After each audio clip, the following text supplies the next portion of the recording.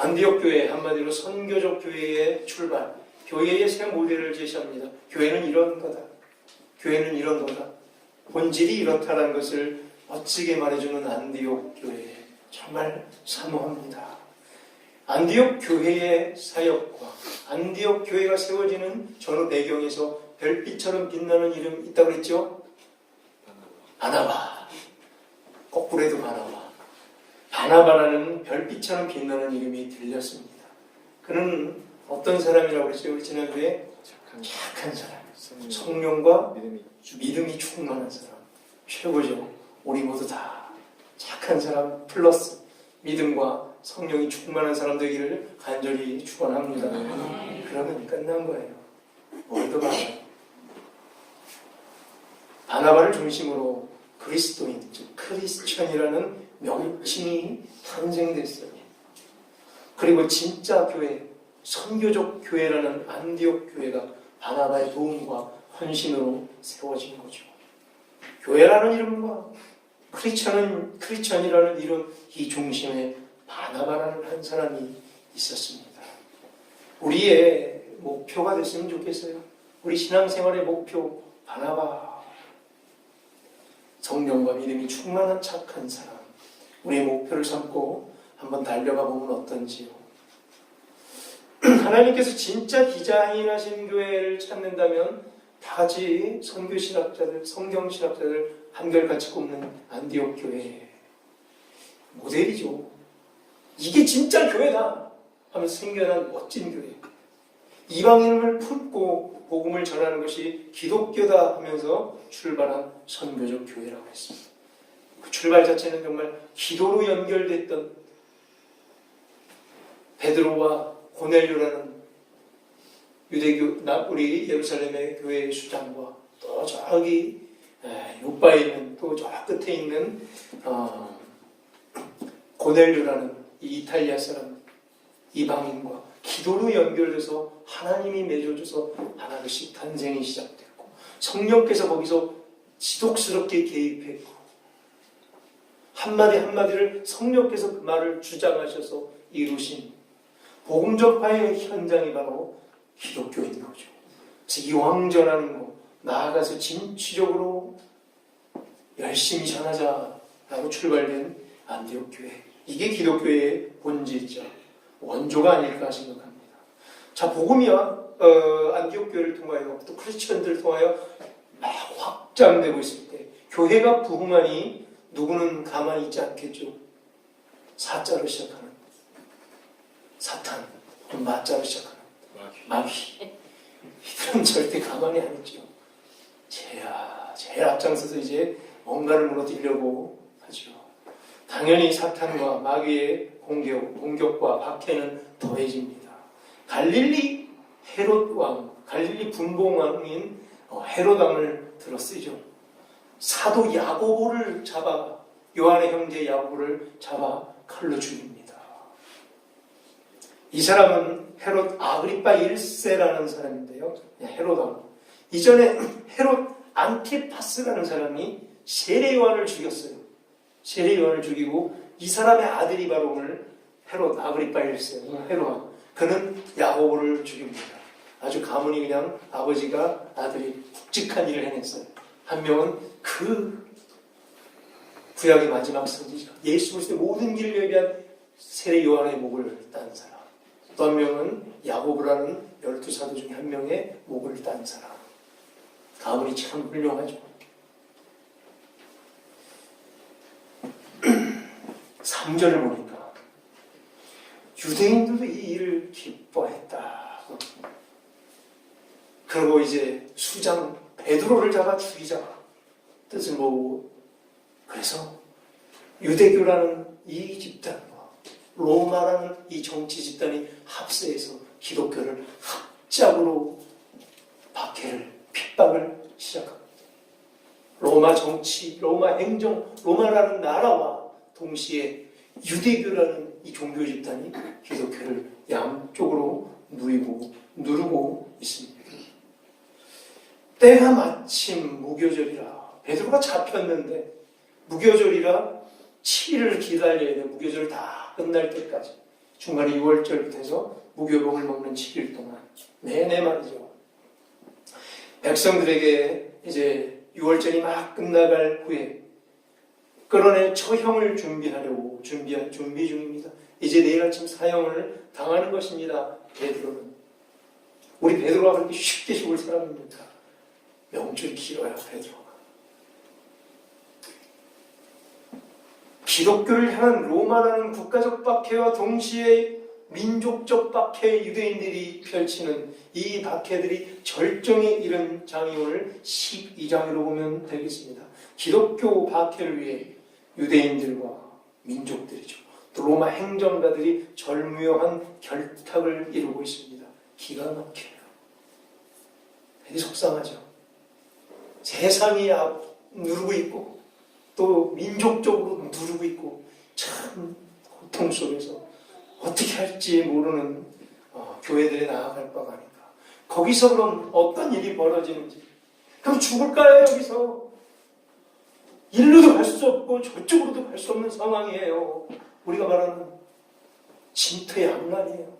어디로 갈 수가 없는 거예요. 같은 민족이 누르고 있어요. 세상이라는 로마가 행정이 누르고 있어요. 피할 공간이 없어요. 기독교. 거기에 지금 베드로는 상징적으로 감옥에 붙잡혀 온몸에 쇠사들이 감긴 채 내일 죽을 운명에 처해 있는 것. 이게 지금 현재 기독교 수장에 달린 운명이라. 물론 베드로는 이전에 유대인들이 감옥에도 갇혀졌고요. 산헤드린 공회에서 끌려나와 보기도 했었죠. 근데 이번에는 진짜 내일 죽어요. 사형이에요. 죽을 위기에 처한 겁니다. 왜죠? 바로 앞서 누가 죽었어요? 야고보 그냥 죽여버렸잖아요. 4명의 거의 탑4죠. 베드로, 안드레, 야고보, 요한. 야고보 죽었어요. 넘버 3 날라갔어요. 지금 이 상황에 곧 베드로가 죽을 위기에 있다는 얘기예요. 로마 감옥에 투옥됐고요. 사형 집행을 기다리고 있는 베드로. 단지 6월절이라는 유대인들의 명절이 가득해 잠시 시간을 벌었을 뿐. 자, 이제 베드로 차례입니다. 야고보 죽었습니다. 4절부터 설명하는 베드로의 투옥 장면, 그리고 갇혀있는 상태를 보세요. 도저히 탈옥은 불가능해 보입니다. 오늘 누가가요? 이 12장 이 박해를 치면서 일부러 글솜씨를 뽑네요. 도저히 탈옥 불가능한 상태를 일부러 과장적으로 계속 묘사하고 있어요. 왜? 그래야 우리가 읽었죠. 결론 베드로 어떻게 해요? 읽었으니까 알죠. 탈출해요. 그래서 일부러 어떻게 적어요? 글을 도저히 탈출할 수 없을 정도로 계속 글을 쓰고 있어요. 강조해요. 결론은 우리가 알지만 베드로는 탈출했어요. 도저히 탈옥 불가능입니다. 프리즌 브레이크는 감옥 탈옥이에요. 프리즌 브레이크. 도저히 불가능해 보입니다. 4절에 보세요. 군인 4명이서 4패의 베드로를 맡겨 그를 관리합니다. 4인 4교대라는 얘기예요. 4명이서 4교대로 철통 감시를 하고 있습니다. 베드로를. 6절에 보니까 사형 집행 전날에는 그날 밤은 특별히 더 긴장하고 두 군인 틈에 두 쇠사슬에 매어 누워 자고 있습니다. 즉 베드로가 자고 있는데 양 옆에 군인 둘이 팔을 꽉 잡고 같이 자고 있어요. 그리고 쇠사슬로 위아래로 꽁꽁 묶여 있어요. 불가능하잖아. 어떻게 탈출해? 아니 됐어. 너무 심한 거 아니야. 온 문 안까지 들어온 두 군인은 양옆에서 잠들어 있는 베드로를 바짝 붙잡고 있을 뿐만 아니라 뭐 이렇게까지 합니까? 쇠사슬 2개가 메어져 있고요.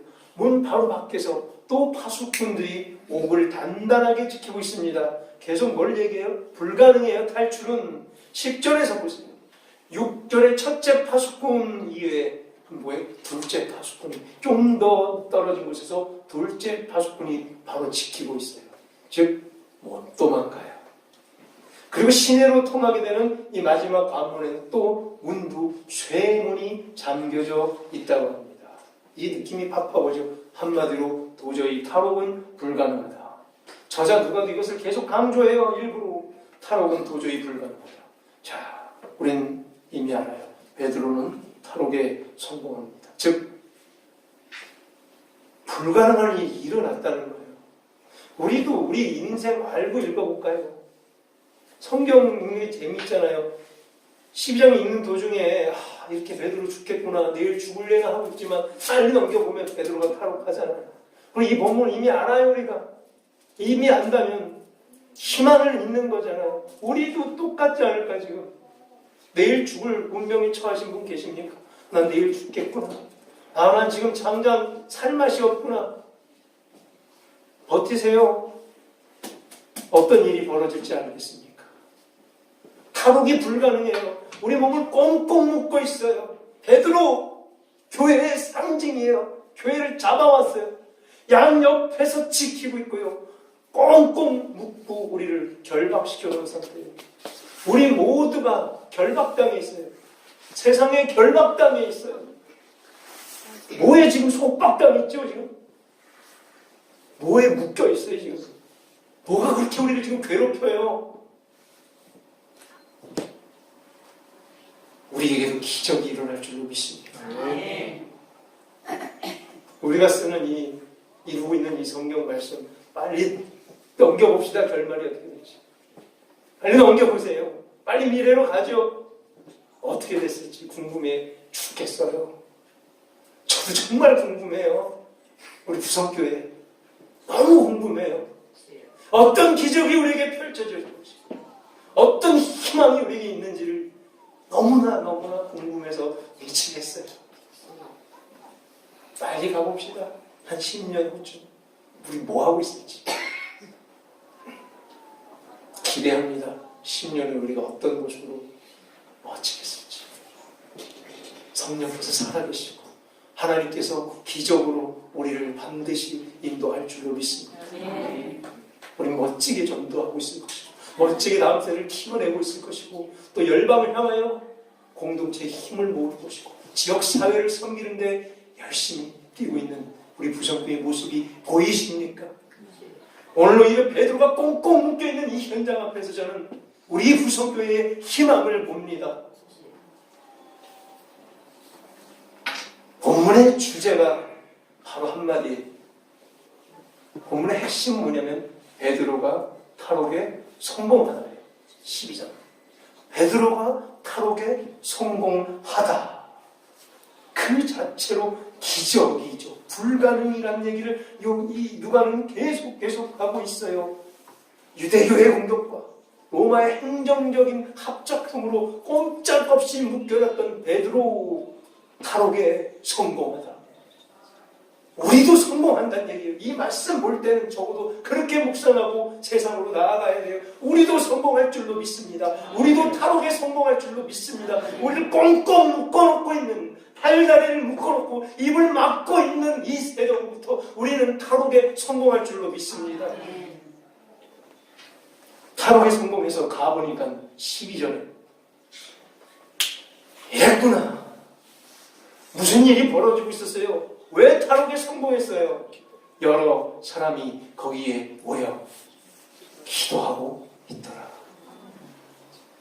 교회 공동체의 간절한 기도와 하나님께서 베푸신 기적의 합작품이에요. 베드로를 잡아놓은 건 유대교라는 이 민족주의와 로마라는 이 행정적 세상의 압제가 합작품으로 기독교를 꽁꽁 묶어놨지만 공동체의 목숨 건 기도와 성령님의 멋진 기적적인 방법의 합작품으로 베드로를 풀리게 한 거예요. 기도 아멘이라고 생각해요. 기도는 하나님을 움직입니다. 사람을 움직이려 하지 말고 하나님을 움직이십시다. 그러면 하나님께서 반드시 그 사람을 움직일 줄로 믿습니다.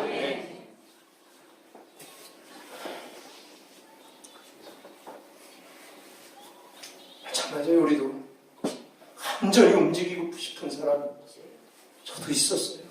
간절히 기도했어요. 단 하루도 안 쉬고 기도했어요. 단 하루도 안 쉬고. 하나님 움직이세요. 뒤집어 놓을 거예요.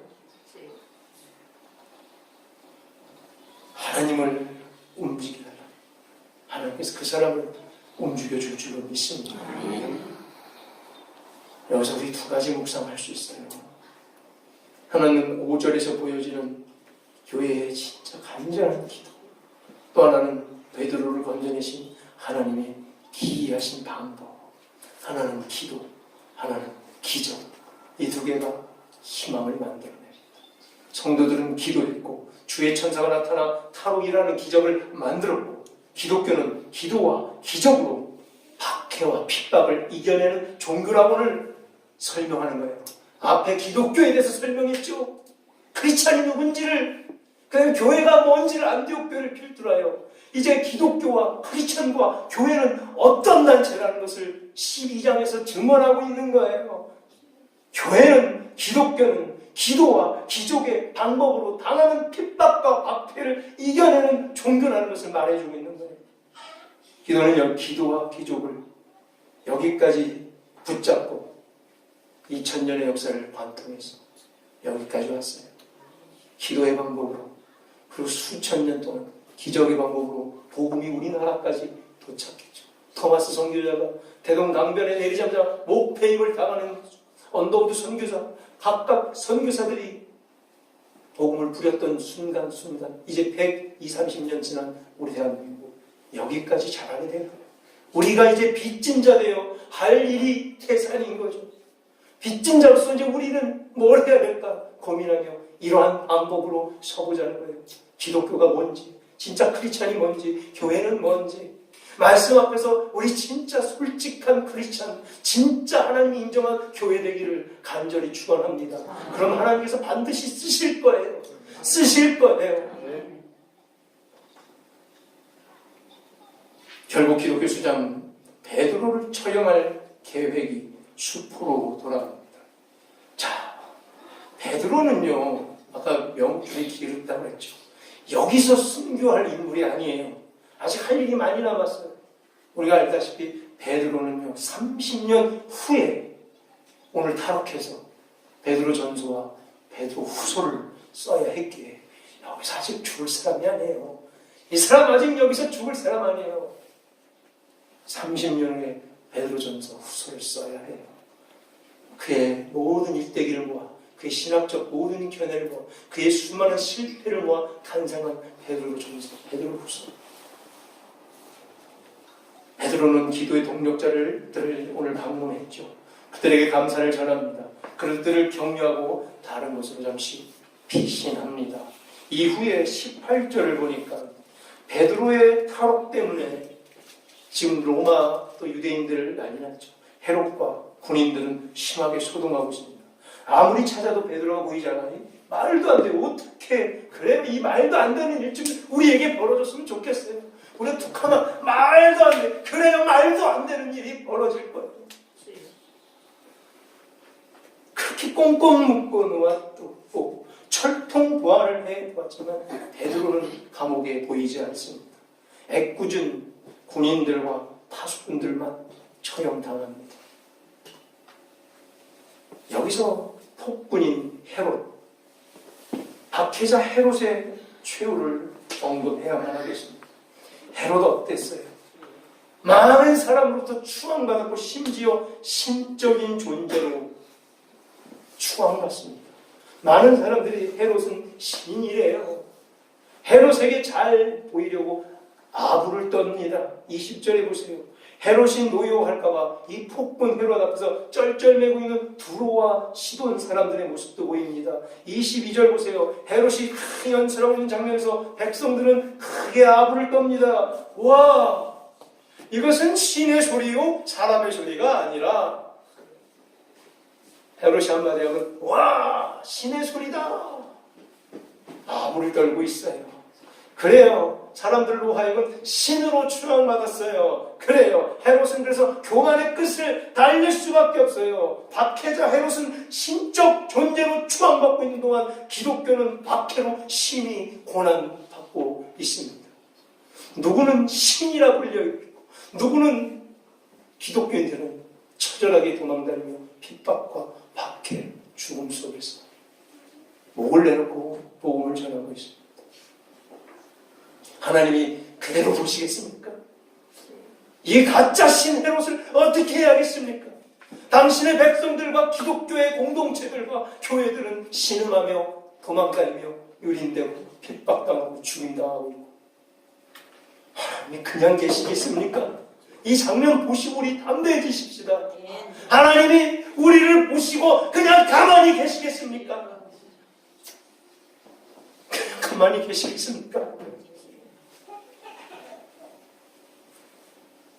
그래서 하나님께서는 박해받고 고난받는 당신의 백성들을 위로하기로 작정하십니다.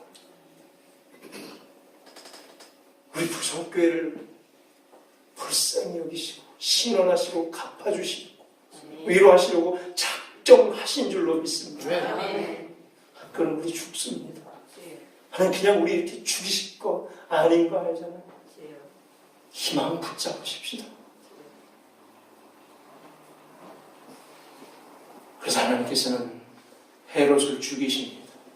헤롯이 죽어야 기독교인들은 임마누엘 해요. 보여줘야 되잖아요. 임마누엘, 하나님께서 살아계신 하나님께서 우리와 항상 함께한다. 눈에 보여줘야 임마누엘이라고 제가 수차례 말했습니다. 눈으로 보여주실 거예요. 임마누엘, 엘로힘 하나님께서 우리와 임이에요. 함께하다. 임마누엘 보여줘야 돼요. 증거가. 독사라는 영광이 나타나야 돼요. 독사라는 영광은 보여줘야지 독사예요. 현현해야 나타나져야 독사의 영광이 펼쳐지는 거예요. 헤롯은 죽어야 돼요. 하나님께서 헤롯을 죽이십니다. 신적 존재로 추앙받고 무소불위의 권력을 휘두르던 헤롯의 교만을 그냥 치십니다. 네가 신이냐? 내가 신이다. 내가 스스로 있는 자다. 내가 여호와 하나님 유일신이다 하며 말입니다. 헤롯을 죽이십니다. 내가 만유의 주제지 네가 로마의 행정적 주제가 아니다. 역사의 수레바퀴를 네가 돌리는 것이 아니라 내가 돌리는 것이다 하며 말이죠. 그래서 헤롯이 죽고 나서 헤롯의 죽음은 많은 사람들을 위로하고 있습니다. 그가 죽으니까 많은 사람들이 위로를 받습니다. 박해자 헤롯, 그의 비참한 추형은 성도들에게는 큰 위로였기 때문입니다. 23절에 헤롯은 비참한 추형을 맞이합니다. 헤롯이 영광을 하나님께 돌리지 아니하므로 주의 사자가 곧 친히 벌레에게 먹혀 죽으리라. 하나님의 영광을 가로치면 안 됩니다. 하나님의 영광을 오직 우리 하나님께로만 돌려야 돼요. 내 체면을 세우면 안 돼요. 내 이름을 높이면 안 돼요. 내 의견을 관철시켜야 하면 안 돼요. 뺐으면 안 돼요. 하나님 다 알고 계세요. 다 알고 계세요. 다. 오직 하나님의 것만 드러나야 합니다. 오직 하나님의 말씀으로부터만 나온 것이 세워져야 되는 줄로 믿습니다. 인간의 왜곡되고 또 꼬이고 또 꼬이고 또 꼬이고 가봤더니 거기 남아있는 인간의 욕망만 보이는 이 잔악한 생각들이 거꾸로져야 돼요. 하나님의 것만 나와야 돼요. 하나님의 것만 나오려면 말씀으로부터만 나와야 되는 줄로 믿습니다. 말씀이 흥왕해야 하나님의 백성은 사는 줄로 믿습니다. 오늘 성경에서 보여주십니다. 하나님의 말씀은 흥왕하여 더하더라. 하나님의 말씀이 흥왕해야 교회가 부흥하는 줄로 믿습니다. 최선을 다하겠습니다. 하나님의 말씀을 캐내고 그 말씀의 뜻을 바로 읽고 해내고 해석해서 그대로 전하기 위해서 우리 교역자들 최선을 다하겠습니다. 말씀 앞에 다시 서보십시다. 안디옥 교회처럼 다시 출발해 보십시다. 이제 말씀 맺겠습니다. 하나님의 뜻을 인간이 막을 수 없는 줄 우리가 압니다. 23절에서 박해자 헤롯은 비참하게 벌레에 먹혀 죽습니다. 24절에서 하나님의 말씀은 흥왕하여 더해집니다. 보이세요? 이 결론을 23절과 24절의 이 단편적인 두 개의 사건이 보이십니까? 헤롯은 벌레에게 먹혀 죽으니라 23절 24절 하나님의 말씀은 흥황하여 더하더라. 이 두 개의 대조. 저자 누가는 이것을 이렇게 말하고 싶었던 거예요. 교회의 박해자는 반드시 하나님께서 벌하실 것입니다. 그리고 보란듯이 하나님의 말씀은 부흥하여 더하여 질 것입니다. 기도와 기적을 부여잡고 박해의 현장에서 우리 살아남으십시다. 그리고 하나님의 말씀만 부여잡고 하나님의 뜻을 찾아내십시다. 하나님의 방법대로 설 때에 반드시 부흥할 줄로 믿습니다. 이 시간에 하나님의 말씀만이 흥왕하여 우리 모두의 연약함을 가리시고 만지시고 위로하시고 치료해 주실 것을 간절히 축원합니다.